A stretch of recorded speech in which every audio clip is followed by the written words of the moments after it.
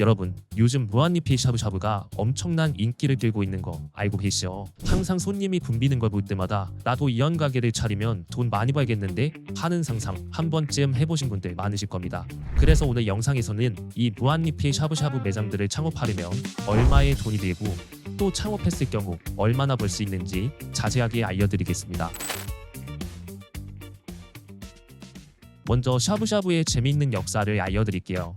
샤브샤브는 얇게 썬 고기와 야채를 끓는 육수에 살짝 데쳐 먹는 대표적인 일본식 중화 요리입니다. 일본어로 샤브샤브가 찰랑찰랑거린다는 뜻인데 고기를 물에 휘저어 입혀 먹는 모습을 그대로 표현한 말입니다. 이 샤브샤브는 2000년대가 되어서 정선본, 채선당 등 다양한 브랜드가 생겼고 샤브, 칼국수, 월남쌈 형태로 본격적으로 유행하게 됐습니다. 특히 시선당은 샐러드바, 라이스 페이퍼, 마무리로 죽을 만들어 먹는 형식까지 한국형 샤브샤브를 만들며 크게 성장을 했습니다. 그런데 최근에는 이 한국형 샤브샤브를 무한으로 제공하는 가게들이 대세가 되고 있습니다.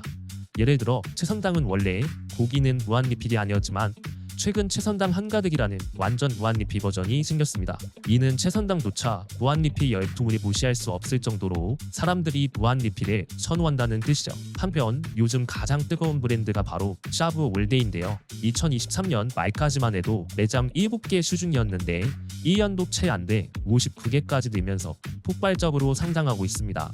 배우 김수현이 대표 광고 모델인 것만 봐도 샤브 올데이의 브랜드 가치가 굉장히 높다는 것을 체감할 수 있는데요.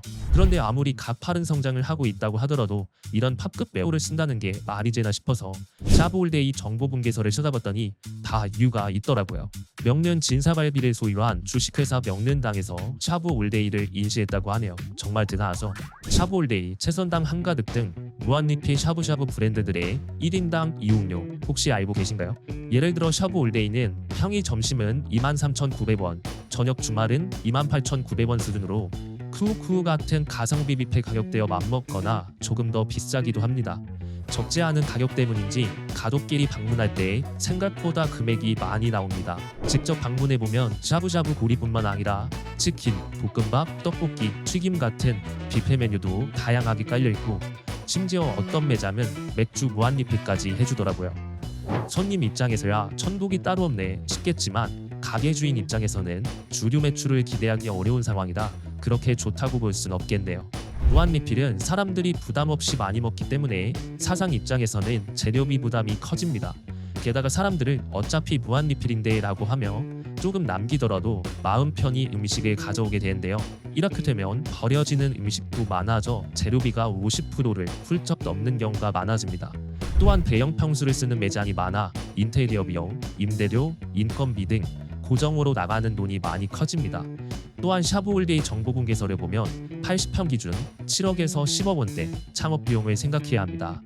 결국 가족 단위 4명 방문 시 9만 원에서 10만 원으로 단가도 좋은 편이고 요즘 인기 있는 매장이라 그냥 봤을 때는 돈 잘 버는 창업으로 보일 수 있지만 막상 수익을 따져보면 재료비, 인건비, 임대료, 세금 등등 이런 것들이 굉장히 많아 10%에서 15%도 못 남기는 경우가 하나에 발생합니다. 즉 한 달에 2억 매출을 달성해도 순이익은 수백만 원 수준이라면 차라리 비용이 워낙 크기 때문에 초기 비용을 다시 가져오는데 엄청나게 긴 시간이 걸리게 되죠. 또한 무한리필 샤브샤브는 고깃집과 마찬가지로 유행이 한 번 시작되면 온갖 브랜드가 신규로 생겨납니다. 가게를 방문하는 소비자 입장에서는 다양한 선택지가 생겨 좋을 수 있지만 가게 사장님 입장에서는 정쟁사가 많이 생겨버리는 상황입니다.